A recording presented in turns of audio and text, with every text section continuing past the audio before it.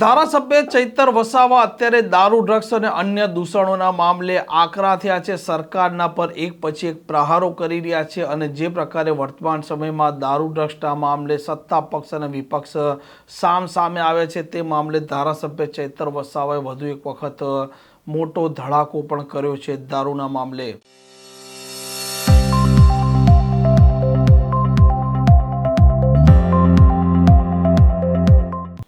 નમસ્કાર, આપ જોઈ રહ્યા છો હોટલાઇન ન્યૂઝ અને હું છું આપની સાથે તોફિક ગાંચી। ગુજરાતમાં દારૂ ડ્રગ્સના મામલે અત્યારે ધમાસાણ મચેલું છે। સત્તા પક્ષ અને વિપક્ષ સામે છે। નર્મદા જિલ્લાના આમ આદમી પાર્ટીના પ્રમુખ છે, તેમના ભાઈના ઘરે પણ દારૂની બોટલો મળતા નર્મદા જિલ્લા અને ભરૂચ જિલ્લાનું રાજકારણ ગરમાયું છે, કેમ કે ચૈતર વસાવા અને મનસુખ વસાવા હર હંમેશા એકબીજાના સામે આવતા હોય છે અને નર્મદા જિલ્લાના આમ આદમી પાર્ટીના જે પ્રમુખ છે આ પ્રમુખ પણ અવારનવાર સ્થાનિક નેતાઓને ઘેરતા હોય છે, તેનું રાજકારણ પણ ગરમાયેલું રહેતું હોય છે। અને જે પ્રકારે દારૂનો મામલો હાલ ગુજરાતમાં ચર્ચાઈ રહ્યો છે, આદિવાસી વિસ્તારોમાં પણ દારૂ વેચાઈ રહ્યો છે, આવા અલગ અલગ મામલે ચૈતર વસાવાએ પ્રતિક્રિયા આપી છે।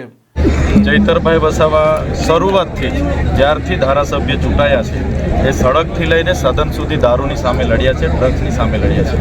ભરૂચની અંકલેશ્વર હોય, પાનોલી હોય, સાયકા જીઆઈડીસીમાં જે ડ્રગ્સ પકડાયું એની સામે ચૈતર વસાવાએ આવેદનપત્ર આપ્યા છે, નિવેદન આપ્યા અને 35 જેટલા હપ્તા ઉઘરાવતા 35 જેટલા સીસીટીવી ફૂટેજ એવા અમે આપ્યા છે જ્યાં પોલીસ પોતે હપ્તો ઉઘરાવતા હોય। તો અમે તો સરકારને કહીએ છીએ દારૂબંધી છે, કોણ લાવે છે, ક્યાંથી આવે છે એની સંશોધન કરો।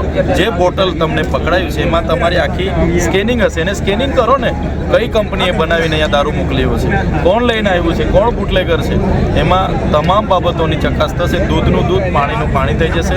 અમે સરકાર સામે લડીએ છીએ, અમને દબાવવા માટે કેટલીક જગ્યાએ પોલીસ એના પાછલા દરવાજે મૂકી જાય છે, એના ખેતરમાં મૂકી જાય છે, વાડીએ મૂકી જાય છે અને અમારા પર આક્ષેપબાજી થાય છે। એટલે આ બધી વાહિયાત બાતો છે। તમારી સરકાર છે, તમે કાર્યવાહી કરો, પોલીસ તમારી છે। ચૈતરભાઈ, મહુવાનું શુદ્ધ દારૂ મળવું જોઈએ એવું તો જાહેરમાંથી આપનું પણ સ્ટેટમેન્ટ હતું, શું કહેશો? મહુવાનું દારૂ વેચાવવું જોઈએ ને પીવું જોઈએ એવું સ્ટેટમેન્ટ મારું નહોતું, ગુજરાત સરકારના મંત્રી પીસી બરંડાનું હતું। અમારી તો સંસ્કૃતિ ને પ્રકૃતિ છે કે દેવ મોગરા માતાએ જે પણ દર્શને આવે છે ત્યાં અમારી પરંપરા છે કે અમે હિજારીમાં મહુડા જે ઔષધિ કહેવાય છે, મહુડાનો રસ બોટલમાં લઈને જઈએ છીએ અને અમે ચડાવીએ છીએ। અને હમણાં રાહુલ ગાંધી આગળ આવ્યા હતા, એમણે પણ ચડાવ્યું હતું, ને હમણાં નરેન્દ્રભાઈ મોદીજી આવ્યા હતા, એ પણ હિજારીમાં લઈ ગયા છે।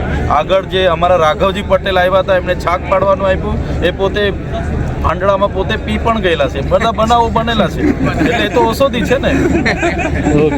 આદિવાસી સમાજમાંથી આવો છો, આદિવાસી સમાજના લોકોને 50 જૂનો આપવામાં આવે છે, એટલે હમણાં નેપાળી રેશન કાર્ડ તમે જોયું હશે આ સરકારમાં તમે ભારતના નાગરિક છો એ સાબિત કરવા માટે એક થેલો ભરીને તમારે કાર્ડ લઈ નીકળવા પડે। જન્મનો દાખલો, મરણનો દાખલો, જાતિનો દાખલો, રેશન કાર્ડ, ચૂંટણી કાર્ડ, આધાર કાર્ડ, મા કાર્ડ, પાન કાર્ડ, તમારે આવકનો દાખલો, તમારે ભલા એક આખું જિંદગી દાખલા કઢાવવામાં લોકોના જતા રહી છે। આજે જાતિનો દાખલો કોઈ પણ મૂળ આદિવાસી હોય એને આપી દેવો પડે, ત્યારે સરકાર જાણી જોઈને જે મૂળ આદિવાસી લોકો છે એમને પાસે 15 જાતના પુરાવા માગે છે। જણાવવામાં આવે છે 1950 પહેલાંનો તમારા બાપ દાદાનો શાળામાં દાખલ થયાનો દાખલો માગે છે। હવે 1950માં તો આદિવાસીઓના બાપ દાદાઓ ભણ્યા જ નથી, તો શાળાનો દાખલો અમે કઈ રીતના આપીશું? આજે 73 એની જમીનો બારોબાર વેચાઈ જાય છે, તે પુરાવા કઈ રીતના આપીશું? એટલે આ લોકોને હેરાન કરવા માટે તમામ એસઆઈઆરની પ્રવૃત્તિ હોય, નોટબંધી હોય, વોટબંધી હોય, બધામાં લોકોને કઈ રીતના હેરાન કરવું, આધાર કાર્ડ લિંક કરવું છે, રેશન કાર્ડ કેવાયસી કરવી છે, ખેડૂત રજિસ્ટ્રેશન કરવું છે, બધામાં લોકોને હેરાન કરવા માટે સરકાર લાગી ગઈ છે। એના ભાગરૂપે જ આજે જાતિના દાખલામાં લોકો બહુ જ હેરાન થઈ રહ્યા છે। આ પ્રકારના સમાચાર, આ પ્રકારના અહેવાલ માટે હોટલાઇન ન્યૂઝની આ ચેનલને લાઇક, શેર અને સબસ્ક્રાઇબ કરવાનું ભૂલતા નહીં। નમસ્કાર। આવા પ્રકારના વિડીયો તમને જોવા ગમતા હોય તો હોટલાઇન ન્યૂઝ ચેનલને લાઇક, શેર અને સબસ્ક્રાઇબ કરો।